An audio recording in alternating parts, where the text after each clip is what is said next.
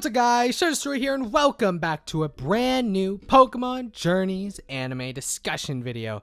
Today I will be talking about episode 65, which is titled Dragon Battle Ash vs. Iris.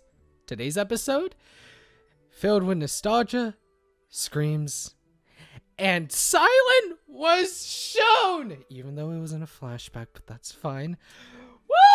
This episode starts off with Ash being sent a letter from the Unova region. This letter would be from an old friend of Ash's, who, of course, is Iris. Iris in this letter tells Ash that they should have an official Pokemon World Championship battle, so of course, that's the next step. They get to Unova, and of course, Go makes the most of it and catches more Unova Pokemon. Go catches 2 of the Unova Monkey Pokemon in Pansear and Pampor, and tries to catch a third Pokemon, but actually, that's just someone taking a nap on a tree, and that would also be Iris. But Go doesn't know that. After being awoken by a Pokeball hitting her on the forehead, Iris runs off.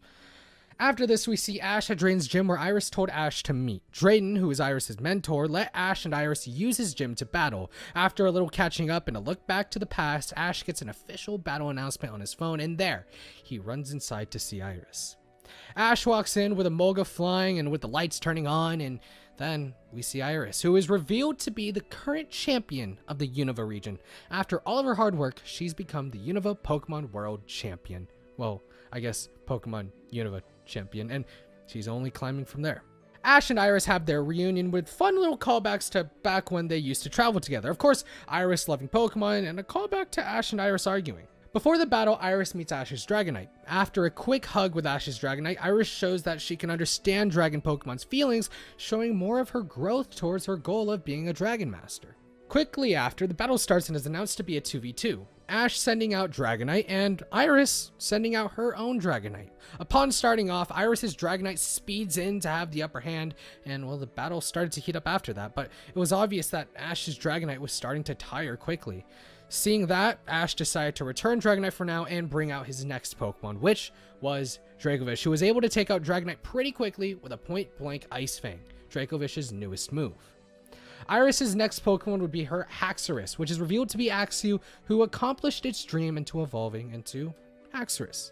Haxorus took out Dracovish pretty swiftly, showcasing Haxorus' strength, but also Iris' thinking during battle, as she was able to figure out an opening in Dracovish's attack immediately. Out comes back Dragonite, who was already injured from its earlier battle against Iris' Dragonite. Haxorus, who was uninjured, had the upper hand because of that. Haxorus counterattacks a Dragonite Dragon Claw with Outrage, knocking Dragonite to the ground. When the after effects of Outrage were showing, it was a chance for Dragonite to do some serious damage though. Or so you would think. From all the training and the growth that we've seen this episode from Iris, she and Haxorus show more of it.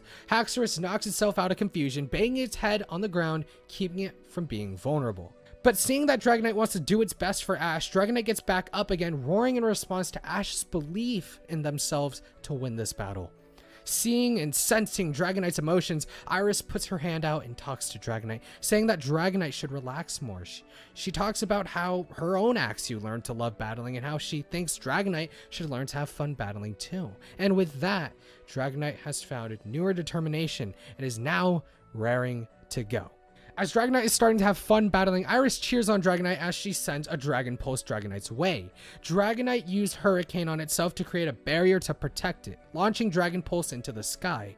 Dragonite is able to use the power from Dragon Pulse as its own to turn it into a new move. Here, Dragonite learns Draco Meteor. Draco Meteor hits clearly onto Haxorus. With Haxorus down, Dragonite and Ash are deemed the winners of this battle, ranking up to rank 99, and with Ash now in the Ultra class, where more strong trainers await.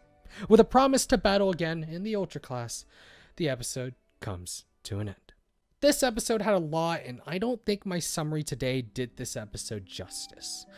Why do I say that? Well, I didn't really mention much of flashbacks and some other callbacks to Back in Black and White that this episode provided. So here in my discussion portion, I want to get more into the detail of my thoughts. But I also want to say that I still have my problems with this episode, and I think my biggest fear in uploading my thoughts in this, episode is just getting backlash from what I think of this episode. So please just hear me out before saying anything. I would appreciate that. Off to the positives first, I'm really happy to see Iris again, seriously, and though they never really mentioned Silent by name, I'm happy to see him in flashbacks when Ash talked about his journey through the Unova region. It's great to see those moments brought up again, even if I really want to silent. Also, I like how Iris was shown to have matured more since last time we've seen her. Her goal has helped her grow herself, which in the end matured her. But you don't need to worry about that because in the end, she still is Iris all the same. That brings me to the continuity of this episode, which I completely adored this episode. First off, I'm really happy to see Iris climbing her way to her ultimate goal and being a Dragon Master, right where she left off last time we saw her. That's why I think it's really fitting for her to be champion, because it's a huge sign of her growth and strength.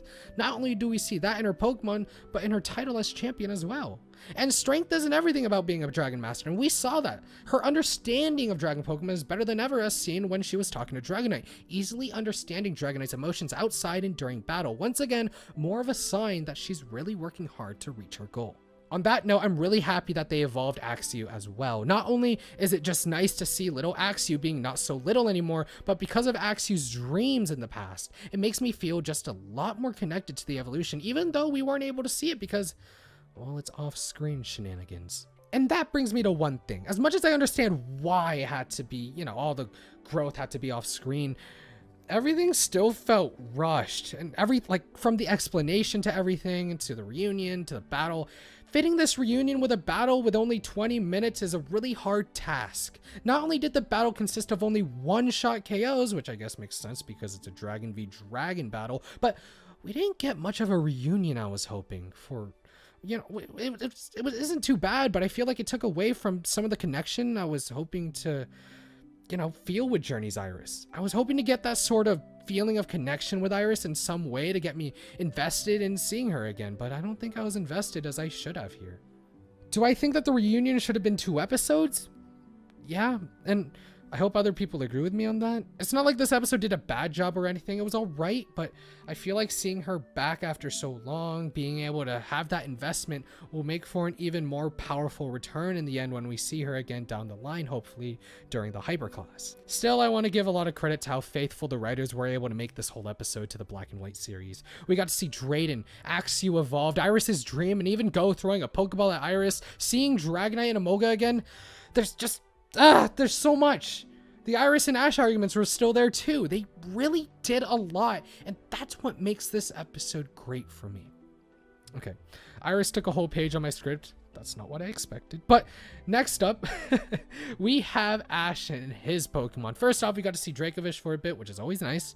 I thought it was interesting that Dracovish had Ice Fang now, but took forever to learn or use anything more than Water Gun. I mean, I'm not bothered by it too much, as it shows that Ash has been working on it, especially since it seemed to be that Ash had confidence in Ice Fang immediately. But Dracovish didn't take the majority of the battle at all. Dragonite had development this episode, which actually, thank you, Journeys. It wasn't much, but it helped show Iris's growth, and more of Dragonite's thoughts, and I'm super happy they did that, resulting in Draco Meteor for Dragonite. It was a pretty powerful scene, and out of everything, it stayed true to that loving nature of Ash's Dragonite.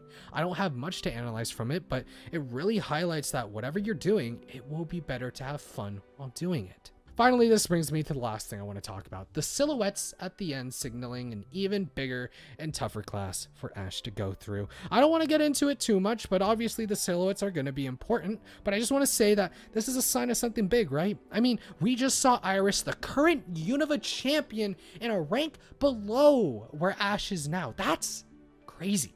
Hyperclass is about to be insane, I guarantee it. And also, besides Volkner and B, someone help me, please. I'm not cut out for this. Overall, this episode was great as it continues Ash's journey through the Pokemon World Championships, but also gave us more to look forward to. Maybe a sign to how more, companion returns are going to pan out. And honestly, if they're as faithful as they were in this episode, I don't think I will mind any of it. I do have my nitpicks, like once again, the episodic nature doing it more to Journeys. If Axorus would be able to hang out with Pikachu for a little bit, I would have been happier than I am now. But the great moments in this episode with some top tier animation for this battle, it was really nice. I'm excited to see where we go next.